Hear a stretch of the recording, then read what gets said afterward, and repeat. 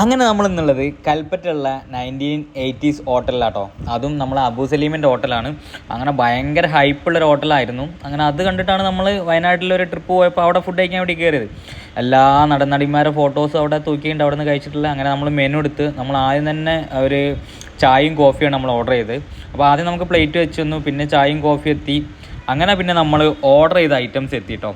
അങ്ങനെ നമ്മൾ ഓർഡർ ചെയ്തെന്ന് പറഞ്ഞാൽ ചിക്കൻ 65 ഉണ്ട്, നെയ്ച്ചോറുണ്ട്, നല്ല മട്ടൻ ചാപ്സ് ഉണ്ട്, പിന്നെ നല്ല ചിക്കൻ റോസ്റ്റ് ഉണ്ട്, അതേപോലെ തന്നെ പാൽ പൊറാട്ട ഉണ്ടായിരുന്നു. അപ്പോൾ നമ്മൾ ഇങ്ങനെയുള്ള എല്ലാ ഐറ്റംസാണ് ഓർഡർ ചെയ്തത് കേട്ടോ. അപ്പോൾ എന്ന് കണ്ടപ്പോൾ തന്നെ നമുക്ക് ചടച്ചു. കാരണം വെച്ചാൽ നമ്മളെ നാട്ടിൽ കിട്ടുന്ന ക്വാണ്ടിറ്റിയും ഇല്ല, കാണാനൊരു ലുക്കും ഇല്ല. അപ്പോൾ നമ്മൾ വിചാരിക്കും കഴിക്കുമ്പോഴെങ്കിലും എന്തെങ്കിലും ഉണ്ടാവുമെന്ന്. പക്ഷേ ഉണ്ടല്ലോ, കഴിച്ചു തുടങ്ങിയപ്പോഴാണ് നമ്മൾ അറിഞ്ഞത് ഇത്രയ്ക്ക് വേസ്റ്റ് ഫുഡ് ഞാൻ എൻ്റെ ജീവിതത്തിൽ ഒരു ഹോട്ടലിൽ നിന്നും കഴിച്ചില്ല. തട്ടുകടയിൽ കയറിയിട്ടുണ്ടെങ്കിൽ ഇതിനേക്കാൾ നല്ല ഫുഡ് കിട്ടുമെന്ന് ഞാൻ അന്നേരം ചിന്തിച്ച്.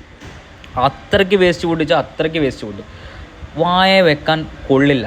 പൈസ കൊടുക്കുന്നതുകൊണ്ട് ഇരുന്ന് കഴിച്ചു അങ്ങനെ പറയാം. കാരണം വെച്ചാൽ ഇതിനേക്കാൾ നന്നായിട്ട് നല്ല തട്ടുകടയിൽ കിട്ടും ഫുഡ്, 5 പൈസക്കില്ല. കാരണം വെച്ചാൽ മട്ടൻ ചാപ്സ് എന്നൊക്കെ പറയുന്ന സാധനമല്ല, വായ വെക്കാൻ കൊള്ളില്ല. അതേപോലെ തന്നെ ചിക്കൻ റോസ്റ്റും 5 പൈസക്കില്ല. നെയ്ച്ചോറെന്നൊക്കെ പറയുമ്പോൾ ഉണ്ടല്ലോ, നമ്മൾ ഈ ലോക്കൽ അരിയിൽ വെച്ചൊരു നെയ്ച്ചോറും പാൽ പൊറാട്ട എന്നൊക്കെ പറയുമ്പോൾ ഉണ്ടല്ലോ, ഇതിനേക്കാളും നല്ലത് കുറച്ച് ബീഫും പൊറാട്ടയും കൂടി വേറെ വാങ്ങിച്ച് കഴിക്കായിരുന്നു. അത്രയ്ക്ക് മോശം ഫുഡ്.